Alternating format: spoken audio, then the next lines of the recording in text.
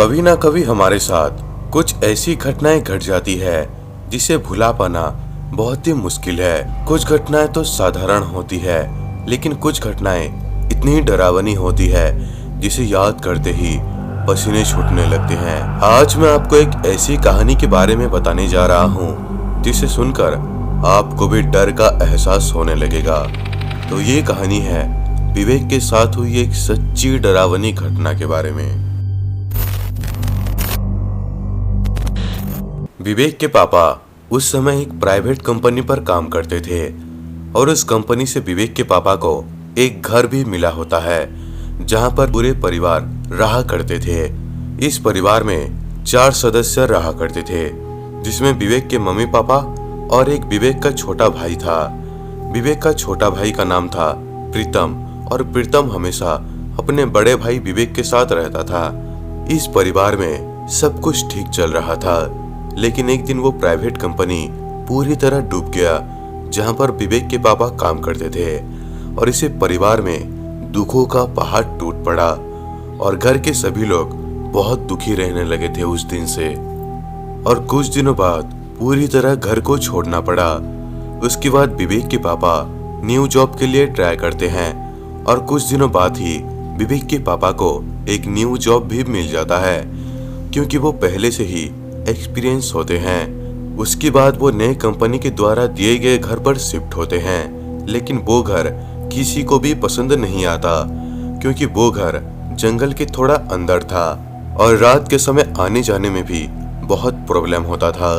लेकिन पता नहीं क्यों उस घर में विवेक को बहुत ही अजीब लग रहा था और वो ये बात जाकर अपने मम्मी को भी बताने लगता है। लेकिन विवेक की मम्मी कहने लगती है अभी कुछ दिनों के लिए रह जाते हैं, बाद में घर चेंज कर देंगे। लेकिन कुछ दिनों बाद विवेक ये नोटिस करता है कि घर के बाहर मौजूद लाइट्स रात के समय अपने आप ऑन ऑफ होने लगती है। इसे विवेक थोड़ा घबरा जाता है और वो ये बात जाकर अपने घर में बताता है, लेकिन घर में कोई भी विवेक के बातों के ऊपर यकीन नहीं करता।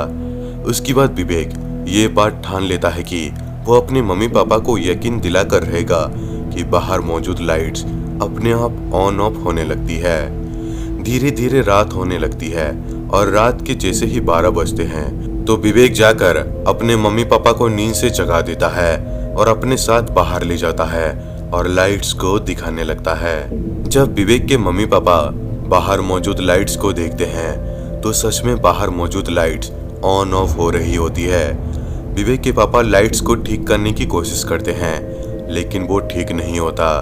इसे विवेक के मम्मी पापा काफी घबरा जाते हैं। उसके बाद वो जब घर के बाहर मौजूद लाइट्स को सुबह चेक करते हैं तो वो पूरी तरह ठीक होता है। इस घटना के बाद से उस घर में अजीबोगरीब चीजें होनी शुरू हो जाती है।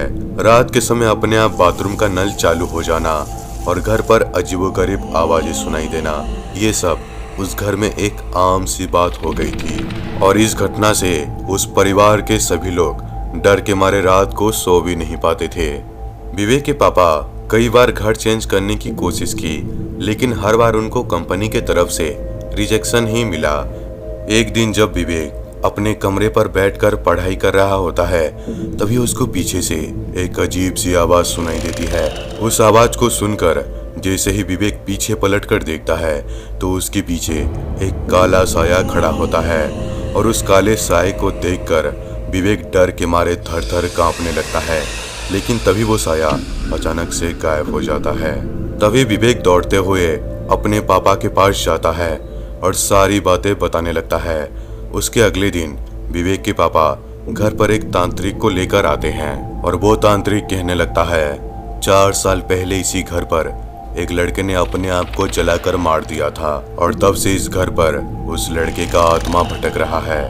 तभी वो तांत्रिक सभी लोगों को एक एक ताबीज देता है और कहने लगता है इस ताबीज को कभी भी अपने से अलग मत करना।